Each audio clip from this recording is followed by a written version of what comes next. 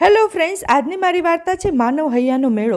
દીકરો વહુ ઘણું કહે છે કે બાપુજી તમે અંદર ઓરડામાં બેસો ને, પરંતુ છોટાભાઈને દિવસ આખો અહીં ગેલેરીમાં જ બેઠા રહે છે. એક નાનકડી ચારપાઈ રાખીને સવારની ઘડી તડકો રહે તો દોરી પર ટુવાલ નાખી છાંયો કરી લે, પણ અહીં ગેલેરીમાં જ એમનો દિવસ પસાર થાય છે. અહીં જ બેસે છે, આડા પડે છે, ઊંઘે છે, ઊભા થઈને નીચે રસ્તા પરના અવર જવર જુએ છે. બધા દોડીએ જાય છે. આ શહેરમાં આટલી બધી દોડધામ શાની છે? આટલા દોડધામ બહુ વાર જોયા. એમને આંખમાં થાક લાગે છે. ફરી ચારપાઈ પર બેસી જાય છે, છાપા ઉપર નજર ફેરવે છે, કોઈક પુસ્તક ઉઠલાવે છે, ગીતાનો ગુટકો લઈ થોડોક પાઠ કરે છે, પણ મન કોઈ ચીજમાં જાજુ વખત પોરવાતું નથી. છોટાભાઈ ગામમાં પોસ્ટમાસ્ટર હતા. મુંબઈમાં ઠરીથામ થયેલા દીકરા મુંબઈ આવીને રહેવા બહુ સમજાવતો, પણ છોટાભાઈને માદરે વતન છોડવું ગમતું નહીં, એટલે નિવૃત્ત થયા પછી પણ ત્યાં જ રહ્યા. પરંતુ પત્નીના મૃત્યુ બાદ એમને ના છૂટકે મુંબઈ આવવું પડ્યું. અહીં બાજુમાં કોણ છે તેની ખબર નહીં, બહાર એકલા ક્યાંય જવાય નહીં, રસ્તાની આ ભીડમાં તો ખોવાઈ જવાય.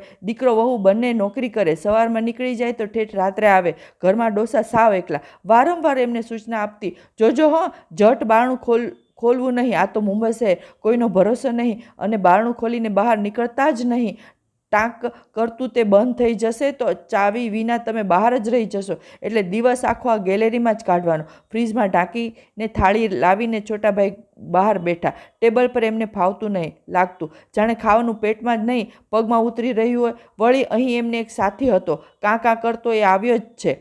છોટાભાઈએ રોટલીના 2-4 ટુકડા એને નાખતા. એમનું નામ પાડ્યું હતું કાલુરામ ભૈયા.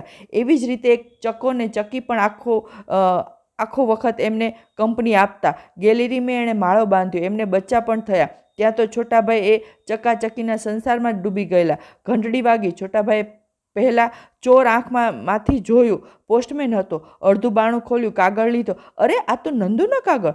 નંદુ ગામનો એમના હાથ નીચેનો પોસ્ટમેન હતો. કાગળમાં એણે ગામ આખાના સમાચાર આપેલા અને લખેલું, બધા તમને બહુ યાદ કરે છે બાપુજી, તમારા વિના અહીં ગમતું જ નથી. છોટાભાઈની આંખ ભીની થઈ ગઈ. હમણાં 2 દિવસથી મોડી રાત નીચે કોઈ અત્યંત મીઠા સ્વરે તુલસીદાસની ચોપાઈ ગાતું. ખાટલામાં પડ્યા છોટાભાઈ ભાવવિભોર થઈ જતા.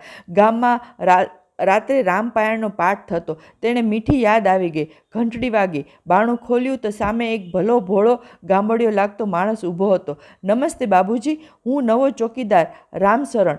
રાત્રે ચોપાઈ તમે ગાઓ છો? મને બહુ જ ગમે છે. હા બાબુજી, તમે કંઈ કામકાજ હોય તો કહેજો. અને પછી રામશરણ દિવસમાં એકાદ વાર તો છોટાભાઈને ખબર પૂછી જતો. પહેલાં ઉમરાની 2 બાજુ ઊભા અને પછી ધીમે ધીમે ઘરમાં નિરાતે બેસીને બંને વાતો વળગતા થયા. રામશરણ કહેતો, ચાલો તમને ક્યાંક ફરવા લઈ જાઓ. પણ છોટાભાઈને હજી હિંમત નહોતી થતી. ત્યાં એક રવિવારે બપોરે રામશરણ આવ્યો. છોટાભાઈને દીકરાને કહે, સાહેબ આજે પૂરણમાસી છે, તમે કહો તો મોટાભાઈને પાસેના મંદિરમાં લઈ જાઓ. એક નાનું છોકરું જે હોંશથી બહાર ફરવા નીકળે એવી હોંશથી છોટાભાઈ એની સાથે મંદિરે ગયા. કેટલાય દિવસો ઘરના બંધિયાર વાતાવરણમાંથી બહાર નીકળેલા એટલે એમને મન ખુશ થઈ ગયું હતું. મંદિરમાં દર્શન કર્યા. મંદિરના ચોગાનમાં બાકડા હતા, ત્યાં બેઠા. રામશરણ બોલકો માણસ, ગામડાની જાતની વાતો કરે. ઘણીવાર એકની એક વાત ફરીને કર્યા કરે, છતાં છોટાભાઈને સાંભળવી ગમે. ત્યારથી છોટાભાઈને રોજ મંદિરે જતા થયા. રામશરણ આવે, એમને લઈ જાય અને પાછું મૂકી જાય. દીકરાએ એક ચાવી હવે છોટાભાઈને આપી રાખેલી. છોટાભાઈને બારણું ઉઘાડતા ફાવે નહીં તો રામશરણ ઉઘાડી આપે. એમને નાનું મોટું ધ્યાન રાખે. માણસોના ટોળાથી ઉભરાતા શહેરમાં એકલતા ભવતા છોટાભાઈને એક માનવ હૈયાનો મેળો મળ્યો. મિત્રો, આ મારી નાનકડી અને સુંદર મજાની વાર્તા તમને કેવી લાગી? જો તમને મારી વાર્તા પસંદ પડી હોય તો મારા વિડીયોને લાઈક કરવાની તો બિલકુલ નહીં ભૂલતા. અને હા, મારી ચેનલને સબસ્ક્રાઈબ પણ કરી દેજો અને તમારા મિત્રોને મારા વિડીયો શેર પણ કરજો.